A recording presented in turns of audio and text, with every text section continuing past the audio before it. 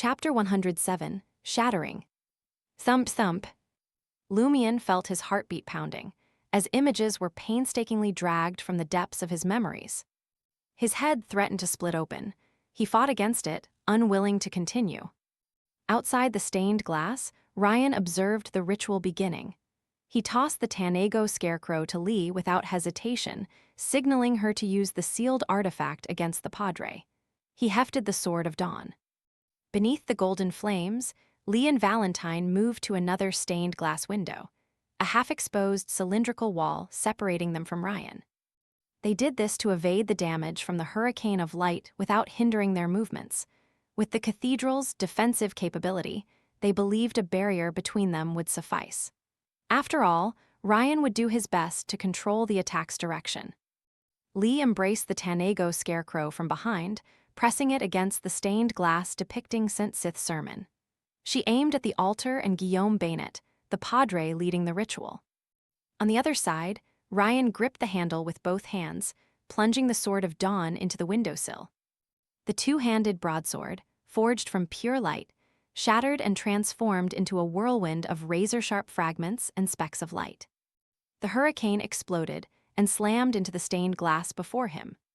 With a cracking sound, the entire cathedral trembled. Hairline fractures spiderwebbed across the glass surface.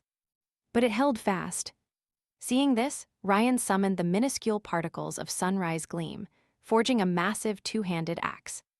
Unable to use Hurricane of Light for now, he switched weapons. Lee and Valentine, shielded by the protruding wall, dodged the Hurricane of Light's remnants. At that moment, the Tanego scarecrow's gaze locked onto the priest. Its eyes, set in the brownish-green straw, reflected the white-robed figure with golden threads.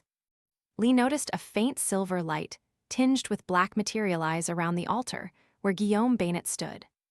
With a snap, the Tanego scarecrow's eyes burst open, weeping blood-red tears. The Padre glanced over before looking away.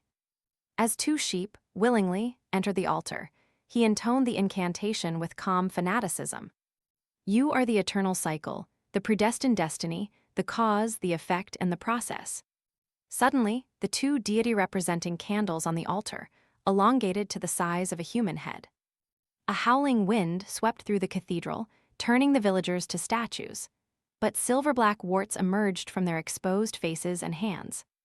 The silver-black light enveloping the altar rapidly spread, engulfing the entire cathedral. The mural-filled dome became transparent. Clouds dispersed, and the crimson moon darkened to the shade of blood.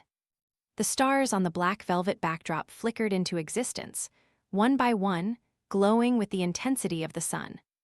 In an instant, night became day. The villagers stirred and murmured dreamily. The horoscope has changed. Fortune is here. With three thuds, Ryan, Lee, and Valentine, who hadn't heard but had witnessed the scene, crumpled to the ground. They writhed, wailed, and screamed in agony. Ryan's skin turned grayish-blue, Lee's face appeared to teem with maggots and pulsing tendrils, and Valentine radiated a sun-like glow, from inside to out, from top to bottom. They were on the brink of losing control. The Tanego scarecrow lay cast aside, trembling violently. Lumion felt his chest burn as the terrifying voice, seemingly originating from an infinite distance and yet right beside him, echoed in his ears. Invisible steel drills penetrated his skull, stirring his brain. Blood vessels bulged in pain, and silvery black spots emerged beneath his skin.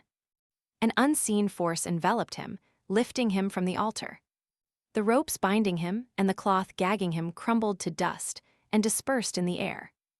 Auror, too, was hoisted by this invisible force, floating above the altar and facing Lumion. His bloodshot eyes mirrored his sister's long blonde hair, vacant light blue eyes, pristine and emotionless face, and the simple yet odd white robe she wore. He recoiled, sensing a familiar déjà vu from the depths of his memories. The pain was as intense as the madness. The surrounding scenes melded together in Lumion's mind. The Padre's solemn and fanatical expression. The black-robed man advancing toward the altar. Pierre Barry prostrate on the ground. The transparent cathedral dome. The crimson moon and constellations in the sky. The villagers with stiff expressions, welcoming their fortune. Auror, her face contorted with pain. Lumien's head spun as his body was torn apart by an invisible force, silver-black spots multiplying on his skin. He was powerless to break free or resist effectively. Ah! Lumien screamed involuntarily as his chest was gradually pried open, casting a silvery black light onto Auror. Auror's eyes darted around, hearing the agonized cry. Her empty gaze mirrored Lumien's swollen blood vessels, his twisted face with silver-black hues beneath the surface. After a momentary pause, she instinctively reached out and pushed Lumien away from danger. Grand Soer, Lumien stared, dumbfounded, as Auror shoved him out of the altar's reach. Suddenly, the dreadful sound in his ears vanished, and the invisible restraints on his body disappeared. The burning sensation across his skin subsided. Yet the pain in his head remained unchanged.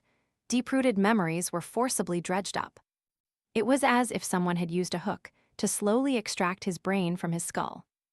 Auror's light blue eyes tainted with silver-black, her blank stare, her lifeless face, and her resolute, forceful actions pushing him away flashed in Lumien's mind.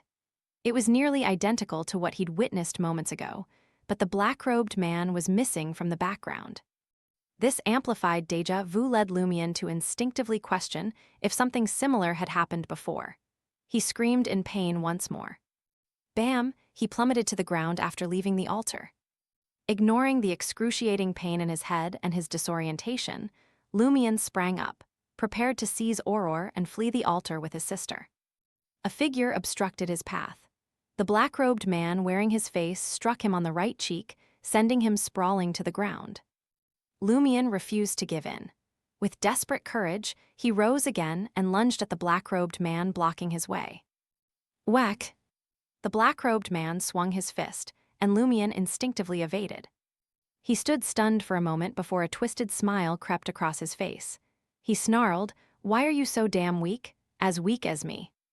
Lumien dismissed thoughts of the Padre and Peerberry as he lunged at the black-robed man. The man sidestepped, raising his right foot to trip Lumien's calf. Lumien didn't evade.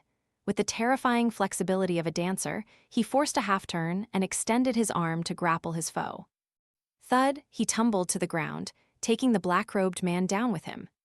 The man nimbly raised his right hand, gripping Lumien's throat and delivering a brutal knee to his groin. Lumien didn't flinch. Bloodshot eyes locked on his opponent, he clawed at the man's eyes with his right hand. Ah! The black-robed man screamed as Lumien tore out his eyeballs, blood spurting forth. Lumien instinctively curled up, nearly passing out from the agony in his lower body. Struggling to his feet, he shot the writhing man on the ground a sinister grin. "Come on, let's die together, you coward, coward." He lunged once more, encircling the man's neck with his arms. At that moment, Peerberry, at the edge of the altar, staggered to his feet. Brandishing his axe, he sprinted to Lumien's side. Whack! His axe descended, only to be halted by a faint gray mist that had materialized. It failed to harm Lumien. Peerberry employed two different abilities, but couldn't penetrate the gray fog's defense. Guillaume Bainet, the priest, didn't hesitate and began reciting a prayer. "I implore you. I beseech your benediction. I plead with you to grant me." Before he could finish, the scene transformed. The constellations in the sky shifted incrementally, deviating from their original positions. Cordoue trembled violently as every house and inch of soil surged toward the cathedral. Silently, the villagers decomposed into organs: eyeballs, mouths, noses, hearts, fingers, and flesh. A scant few reassembled into different people. Some appeared normal, others malformed, some missing parts, and some with extra appendages. The majority hurtled toward the altar and Auror. Cracks spread across Auror's body, and she swiftly disintegrated into countless pieces of flesh. Witnessing this, Lumien spiraled into despair. Still, he refused to surrender. Seizing the black-robed man's head, he twisted it violently, snapping his neck under the man's horrified gaze. Lumien rose and raced toward his sister. But an invisible barrier surrounding Auror obstructed his path. Rumble! With a muffled thud, the cathedral began to ascend. Trees, soil, and boulders from outside the village soared, accompanied by houses, furniture, and miscellaneous items. The organs of most villagers merged with Auror's flesh at the altar, contorting and writhing before morphing into a colossal being. The giant stood 4 to 5 meters tall, boasting 3 heads and 6 arms.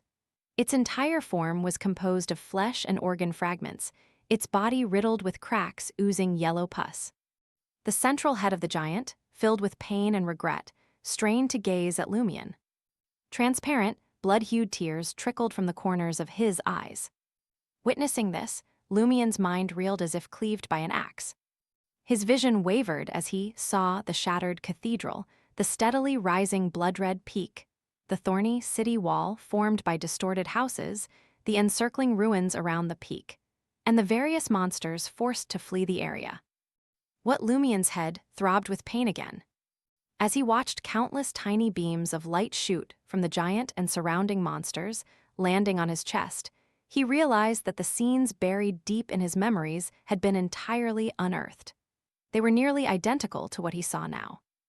Lumion abruptly had a hunch, and his headache worsened. Suddenly, everything before him turned eerily illusory, with pronounced cracks appearing like broken glass. Lumion finally recalled something. Then, he saw the black-robed man transform into a pitch-black, repulsive liquid that soared before him and seeped into his left chest. Ah! Lumion screamed in agony as his surroundings crumbled. He snapped his eyes open and found himself lying beneath the blood-red mountain peak. The encroaching darkness, signaling the onset of night, had nearly vanished. Lumion instinctively sat up, leaning forward. He placed his hands on the ground and scanned his surroundings.